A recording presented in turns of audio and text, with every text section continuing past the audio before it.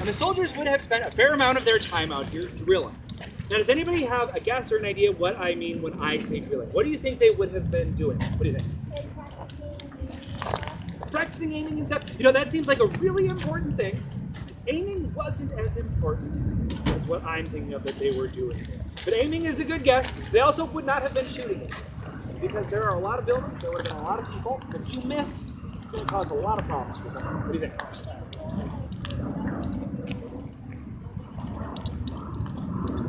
Yeah, that was a small part of it, but there's still something else that I am thinking of.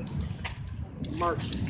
They spent a lot of their time learning how to march because marching was a huge part of being a soldier in the 1820s. And even though I just told you how important that was, soldiers out here at Fort Snelling were doing less marching than just about any other soldier in the United States.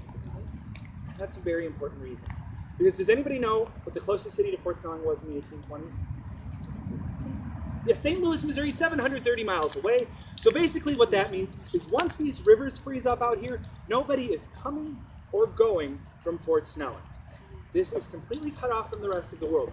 So the soldiers are spending most of their summer not in here drilling and learning how to march, but outside of the fort, gardening, taking care of the fields, and cutting down trees for firewood so they have enough fuel and enough food to get through the winter. But even though they had this big job and were trying to survive an entire winter, they still did have to know how to march. Why would any country keep an army? And it is, why would any country keep an army? If there was a war. So, is there a war going on right now in the United States? Nope. Do we have an army? Yeah. So why would we still have an army even if there's not a war? So we have power. So we have power? Protect in case something happens. They are getting ready. They want to be prepared in case of a war. There doesn't always have to be a war at the time, but just in case. And so, what are some things that cause war?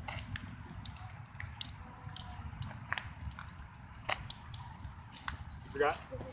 Disagreements? Overpower? Like if the enemy has gotten too close to If the enemy has gotten too close. So there are a lot of reasons wars can happen. So the United States is making sure that they have an army in case anything happens, in case there is a war. And so even though these soldiers do have to spend a lot of time here at Fort Snelling just making sure they can get through the winter, they also have to be ready in case of war. So they are going to spend some of their time marching. So we're going to do some of that right now. And in order to march, we need to do two things. We need to step with the same foot at the same time, and we need to go with the same speed. And this is important because if you don't, you end up getting spread out, and that's not what you do. And also, you want to make sure you're not tripping and falling over each other. So what I need is for everyone to get shoulder to shoulder with the person next to them. Oh, Christina. Right. And I need everyone to stick their left foot forward. All right. So this is going to be your number 1 foot. And so if your left foot is your number 1 foot, what do you think your right foot is? 2. Number 2, perfect. And the reason I gave your feet numbers is because as we're marching, I'm going to do something called calling cadence. And that means that I'm going to say 1, 2, 1, 2. And when I say 1, what foot do you think should hit the ground? Left. And when I say 2? Right. Perfect, you got this all figured out. So you can go ahead, put those feet back next to each other, and we're going to give this a try. Forward march. 1, 2, 1, 2, 1, 2, 1, 2, 1, 2. Halt. Behind. So are we still perfectly shoulder to shoulder like we started? No, and you've even spread out from each other. And we've only gone maybe 15, 20 feet. So can you imagine if this was happening for miles? Is marching a little bit more difficult than you thought it was? Yes. It is, it's a difficult thing. But they're not just marching forward, they're also having to turn and do other things. So we're going to try another maneuver, and this is called a wheel. So what's going to happen is we are going to swing like a door. So if you all, where my musket, it is going to move like this. So the line turns direction. By the end, we shall all be facing the flagpole. So in order for this to happen, over here on this end, you are going to need to take teeny tiny little steps. In the middle here, you are going to take medium-sized steps. And over here at the end, you are going to take normal, maybe just a little bit bigger than normal steps. Everybody ready? Yeah. Forward, march. 1, 2, 1, 2, 1, 2, 1, 2, 1, 2, halt. All right, how'd that one work out? Better. You know, you are doing pretty good. That is one of the more tricky maneuvers, and you did a pretty good job with it, so I am pretty impressed. But, do you think it's a good idea to go off to war in big, long lines like this? No, it doesn't seem like that to us today. But But in the 1820s, long before this, and even up through the Civil War, this is how people went off to war because the technology they're using is very different. This is a flintlock musket, and it can be used in two ways. We have the bayonet up here, which is a great defensive weapon. So if you all are in this line, and the cavalry starts charging, that's the soldiers on horses, you're going to get the command, charge bayonets. So everyone is going to point their bayonet forward and lower their musket. So if you all do this, is there going to be a lot of spikes sticking out forward in front of you? Yes. There are. Do you think the horses are going to want to run into that? No. No, they're going to break off, go to the sides, and that's going to keep you safe. But this is also a musket, so it can be fired. And this is the rapid fire weapon of the time. This can be fired 3 up to 4 times a minute, which is pretty fast. But this doesn't have something in it called rifling. And rifling are grooves in the barrel that twist up, so when the bullet comes out, it's going to be spinning, keeping it flying straight. Since this doesn't have that, you never know where the bullet's going to go. It's going to go up, down, left, or right. You don't really know. So the idea is all of you together are the weapon. And if all of you fire at the same time, hopefully a few of you will pick what you're aiming. But what's being fired out of muskets like this are musket balls, which are large lead balls. And lead is a very soft metal, so when it hits something, it starts to flatten out. So when it flattens out when it hits someone, it tears through flesh, it shatters bone, and rips apart your internal organs. So when that happens, it doesn't mean you're going to die. A lot of people were shot by musket balls and lived, but a lot of them did die. And it wasn't always a quick death either. Sometimes it could take you weeks to die after being hit by a musket ball. And I will bet you just about every person who was killed by a musket like this had someone who cared about them and missed them when they are gone. And now, I don't tell you this because I want to scare you or gross you out. I want you to have a realistic understanding of what war could have been like at this time. But also a realistic idea that war is a very real thing and has very real consequences. It's not just something that you see in movies or in video games. It really does affect a great many people's lives. But I've talked a lot about this musket here, so I bet you all want to see it fired, don't you? Yeah. All right, well then I'm going to fire it for you. But I told you that this is a flintlock musket. Yes. I will show you in just a second. So this is a flintlock musket, and so it needs flint and steel to fire. So what happens when flint and steel hit each other? Boom. Yeah, it's a spark, and that can start a fire. So, and you saw where that paper just came from. They are using musket cartridges, which have gunpowder in them. Pour a little bit underneath where the flint and steel meet, so that spark has something to fall on. Pour the rest of it down the barrel, and when that stuff on the side goes off, it'll send fire into the barrel, causing the whole thing to ignite. Now, if this was the 1820s, there would be a musket ball in there, but this is 2016, and there is nothing I want to shoot, so there is no musket ball, just paper. Yes? Some paper? Oh, there's paper all over the place. It's going to happen. All right. So what I'm going to do is I'm going to take a couple steps forward, and then I am going to turn around. When I turn around and face you all, that's when I'm about to shoot. So go ahead and cover your ears, and I will give you the last 3 commands, which will sound pretty familiar. That's really hard. All right. So go ahead, cover your ears. Ready? Oh my gosh. Aim. Fire. My heart skipped a beat. Awesome. My heart skipped a beat. All right. That's not right. So we have talked a lot about soldiers and a lot about war.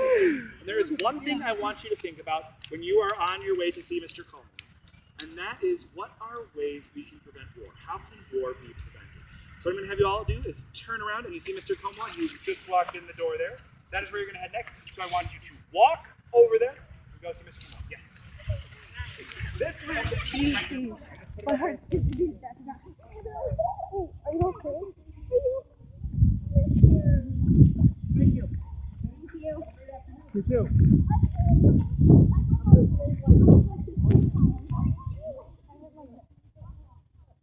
Yeah, I was my shoulder. What the heck are you guys doing? Oh my god, you are?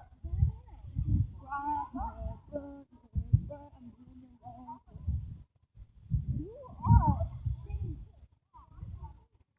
Okay, right, left, right. Thanks, now I'm going. I still got the right one.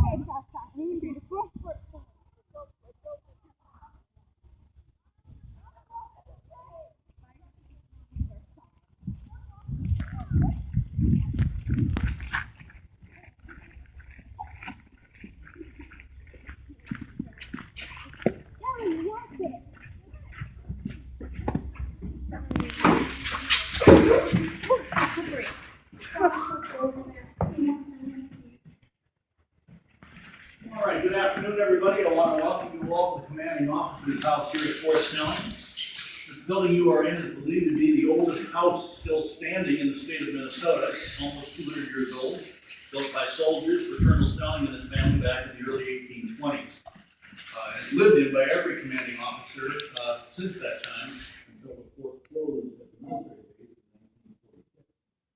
You're in the largest room of the house. The house was designed with what's known as the Georgian style of architecture.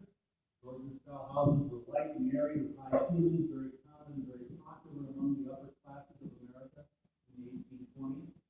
Makes this house unusual, however, is that when it was built, the nearest city was more than 700 miles away. Missouri was 700 miles downriver. This house was the most remote outpost of the United States government at the time. You've probably noticed how fancy the house is, inside and out. The fort itself is fancy. It's a stone fortress. It's not a stockade like so many places in the fort. And this is done on purpose. The Army built this place to impress people with the power and the authority of the United States government. Now, who does the government want to impress? Well, two groups mainly. First of all, the Dakota people, the indigenous Indians who live here. The government wanted to do business with them. And secondly, the British. The British were longtime allies and business associates of the Dakota in the fur trade. After the War of 1812, the British were supposed to be north of Canada. They were coming south and poaching furs. So the United States government built this fort to keep the British out and to protect American interests in the fur trade.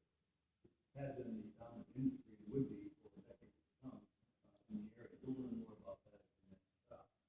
So we're going to spend the remainder of our time talking about the house and how it functions. You're a large group, so when I ask you shortly to go do some exploring, please don't be rambunctious and run from room to room. You will have plenty of time, believe me, in the 1 minute I will shortly give you, to walk into the front two rooms, to look through the doorways only of the back two rooms. Please don't touch anything, please don't sit on any chairs that have springs on them. So what I want you to do in the 1 minute you'll have to explore is to use your powers of observation to look at the architecture, look at the furniture, and come back after a minute and answer me two questions. What do you think the rooms were originally called and used for? Secondly, who do you think used the rooms primarily? With that said, go explore for a minute and then come back later. I'm running low on my batteries. I was trying to like